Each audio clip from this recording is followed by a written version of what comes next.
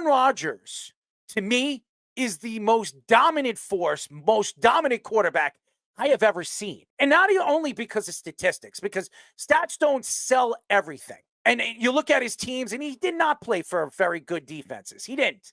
And if you look at the offensive players he's played with, besides Devontae Adams, none of those guys are going to be Hall of Famers. Jordy Nelson is not a Hall of Famer.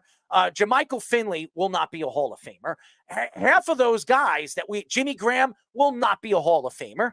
None of those guys will be Hall of Famers offensively that you have named besides Devontae Adams. What Aaron Rodgers brings to the game is efficiency. And when you look at Patrick Mahomes and you want to compare Patrick Mahomes to somebody, or you want to say, wow, Patrick Mahomes could go down as the greatest quarterback of all time, you could compare his winning ways to Tom Brady, and you can compare his efficiency to Aaron Rodgers. Now, do I believe right now, for the success that Patrick Mahomes has had in the last 5 to 6 years, do I believe that Patrick Mahomes is better than Aaron Rodgers in his career? And the answer is no. Aaron Rodgers has only won one Super Bowl. I know everybody is going to throw him to the wolves because he's only won one.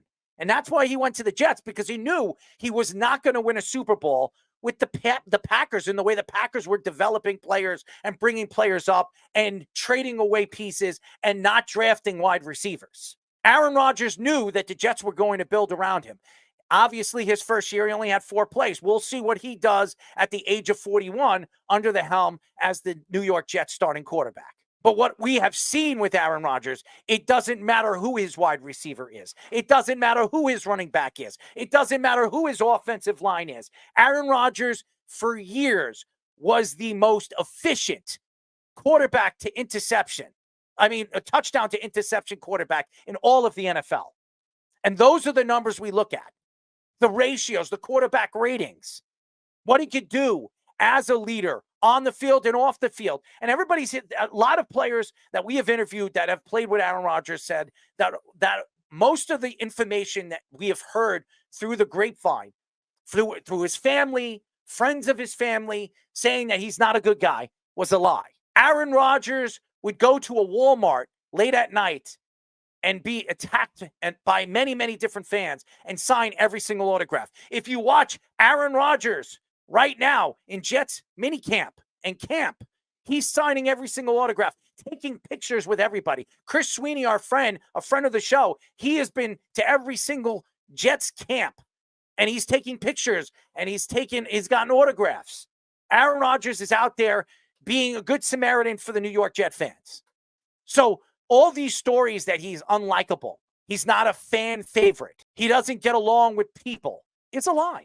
So you take that away and you look at what he has done in his career and how special Aaron Rodgers is with his numbers. And again, going back to the numbers, and Tom Brady, with what Tom Brady has done, I am not saying Aaron Rodgers is the winningest quarterback of all time. And I'm not saying that Aaron Rodgers will ever be compared to a guy like Tom Brady because of what Tom Brady has done as far as winning is concerned. But when you compare his statistics, and Tom Brady played for 25 years, and Aaron Rodgers has only been a starter in the NFL for 17, 18 years, if I'm not mistaken.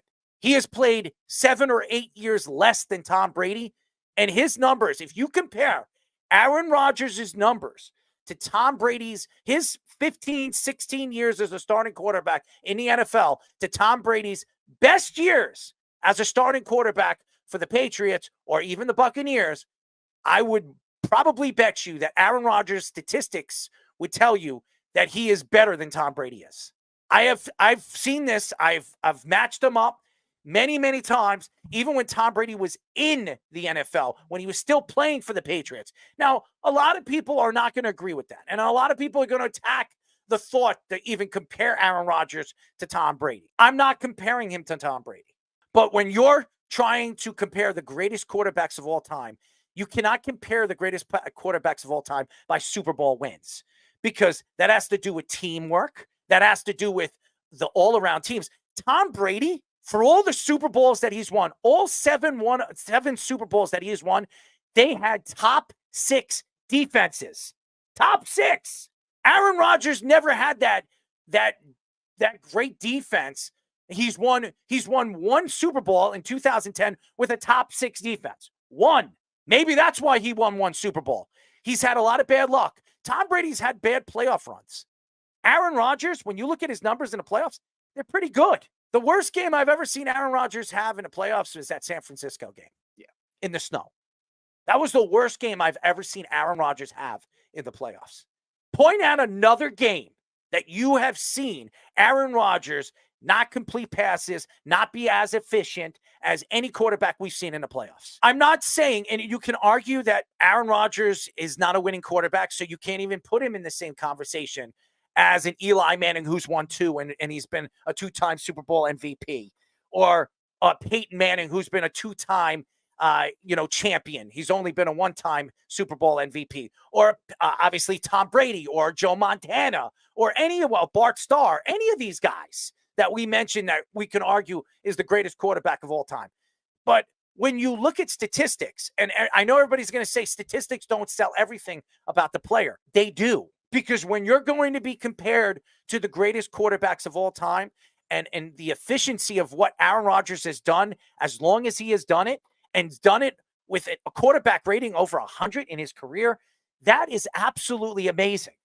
Absolutely amazing. The closest quarterback to have the efficiency that he has is Patrick Mahomes. Mm-hmm. And Patrick Mahomes has only been in the NFL, and he's only been a starting quarterback in the NFL for what, 7 years? 7 years, and then he was on the bench for 1. He's been doing it for 15, 16 years, and he's as efficient as he's been.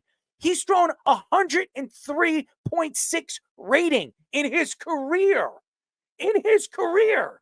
Tom Brady's numbers, his efficiency, his quarterback rating is what? 92? 93? That's not even close. That's about 11 or 12 points higher than Tom Brady, arguably the greatest quarterback, the GOAT that everybody calls him. I think Mahomes is the only other one that's over 100 as well. So it shows that even Drew Brees, Peyton Manning, all these other good regular season quarterbacks don't have that same level of accuracy rating. And Brees' accuracy numbers down the road got very good as well. But Aaron Rodgers, his most insane seasons, his peak years, the advanced metrics show that he is clearly the most accurate among all those guys. It's just efficiency. And again, when you look at the New York Jets, if they could keep Aaron Rodgers on his feet and he's healthy, the Jets could win 12 to 13 games. It's not crazy to think that way because Aaron Rodgers hasn't had the talent that the Jets have had or the Jets have than those Green Bay Packer teams that he's played for over the years. They did have Davante Adams. There's no question Davante Adams is a superstar. Davante Adams, if he were to retire tomorrow, is a Hall of Famer. Yeah. But who do you think made Davante Adams a Hall of Famer? Aaron Rodgers. Aaron Rodgers made him a Hall of Famer. Jordy Nelson, as good of years as he's had many good years. I think with Aaron Rodgers, I think he had 4 or 5 good years. He is not a Hall of Famer because he wasn't there long enough. He wasn't an elite player long enough to be a Hall of Famer. But the great years that Jordy Nelson had with the Green Bay Packers were some of the greatest years we've seen a wide receiver have with a quarterback.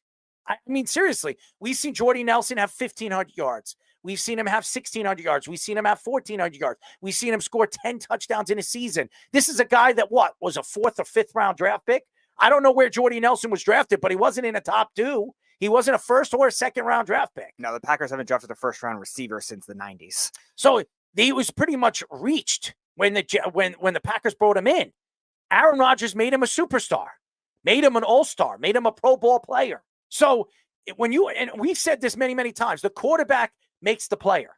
It doesn't matter who it is.